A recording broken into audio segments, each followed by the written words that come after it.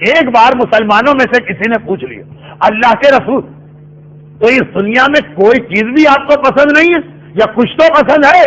پیغمبر نے کہا 6 چیزیں ایسی جو ہمیں بھی مجبور کرتی ہیں کہ ہم اس دنیا سے اپنا رشتہ برقرار کر کے رکھیں. یہ ایک اسٹائل ہے، اس کو الفاظ کو اسی طرح مت لیجیے گا، ایک انداز ہوتا ہے کسی پیغام کو دینے کا کہ اگر 6 چیزیں تمہاری اس دنیا میں نہ ہوتی، لفظ بھی پیغمبر نے کہا تمہاری دنیا، کہ اگر یہ 6 چیزیں تمہاری دنیا میں نہ ہوتی تو یہ دنیا ہمیں اتنی بھی پسند نہیں تھی کہ ہم ایک لمحے اس میں رہنے کو تیار ہوتے. پھر کہہ دوں یہ محاورتاً گفتگو ہو رہی، مگر 6 چیزیں حقیقتاً.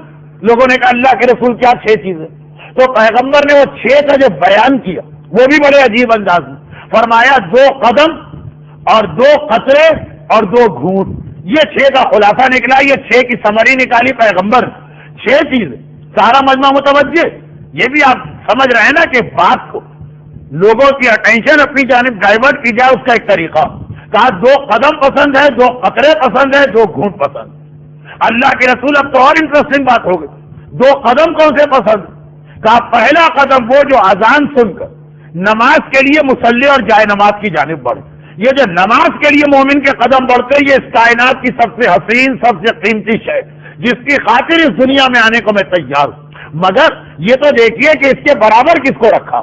یہاں میرا موضوع نماز کی اہمیت بتانا نہیں تھا، بتانا یہ تھا کہ اہمیت نماز جب اتنی تو اس کے برابر کس کو لا کے رکھا جا رہا. اور کہا دوسرا قدم جب کوئی بندہ مومن فقط اللہ کی خاطر اپنے کسی رشتہ دار سے ملاقات کے لیے جاتا ہے. اب یہ جو قدم رشتہ دار کے گھر کی دروازے کی جانب بڑھتے ہیں، اس ساری دنیا کے اندر اللہ کا رسول کہہ رہا اگر مجھے کچھ پسند ہے تو یہی پسند ہے. ایک نماز کے لیے بڑھتے ہوئے قدم، ایک رشتہ دار کے گھر کی جانب بڑھتے ہوئے قدم. یہاں بھی نماز اور فیملی لائف کو اللہ کے رسول نے برابر کر دیا. آخرت میں سب سے پہلا سوال ان 2 کے بارے میں، اور اس دنیا کی سب سے قیمتی چیزیں یہ 2 ہیں. اگرچہ میرے اسٹائل کے اعتبار سے اب مجھے آگے بڑھنا چاہیے. میرا اسٹائل یہ کہ حدیثیں تو میں بہت پڑھتا ہوں، فقط اس کا اتنا حصہ پڑھتا ہوں جو ٹاپک سے ریلیٹڈ. لیکن پھر بعد میں لوگ سوال ضرور کرتے کہ مولانا وہ باقی 4 چیزیں بھی بتا دیجئے. تو بجائے اس کے کہ اس تقریر کے بعد آپ یہ پوچھیں یا اگلے اتوار سے مجھے یہ زحمت کرنا پڑے، میں اپنے اسٹائل سے ہٹ کر یہ حدیث آج مکمل کیے دیتا ہوں. ورنہ عام طور پہ میرا یہ طریقہ نہیں. ٹو دا پوائنٹ بات جتنے ٹاپک سے ریلیٹڈ. کہا کہ 2 قدم 2 قطرے. کون سے 2 قطرے؟ کہا کہ پہلا قطرہ جو راہ خدا میں شہادت قبول کرنے والے کے بدن سے خون کا گرتا، خون، شہید کے خون کا پہلا قطرہ. میں نے جملہ ذرا کمپلیکیٹڈ کر دیا، آسان کر دوں. شہید راہ خدا کے بدن سے گرنے والے خون کا پہلا قطرہ.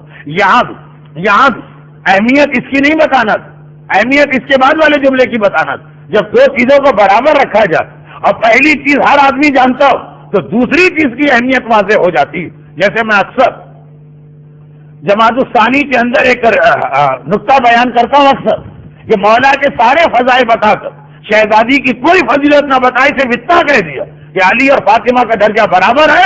فاطمہ کے سارے فضائل ذہن میں آ گئے کہ جب اتنے فضائل علی کے ہیں، فاطمہ علی کے مساوی.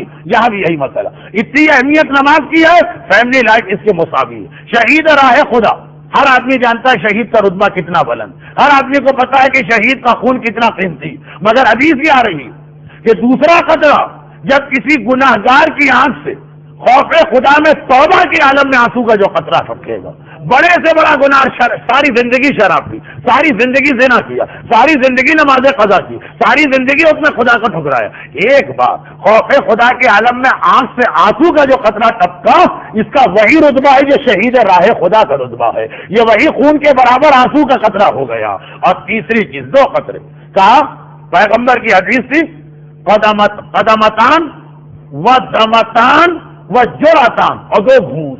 کہا کہ پہلا گھونٹ جو صبر کا گھونٹ، راہ خدا شریعت پہ عمل کرتے ہوئے انسان کو زحمتیں آ رہی، اور ان زحمتوں کو وہی آدمی فیس کر سکتا ہے جس کے بعد پیشنس اور ٹالرنس.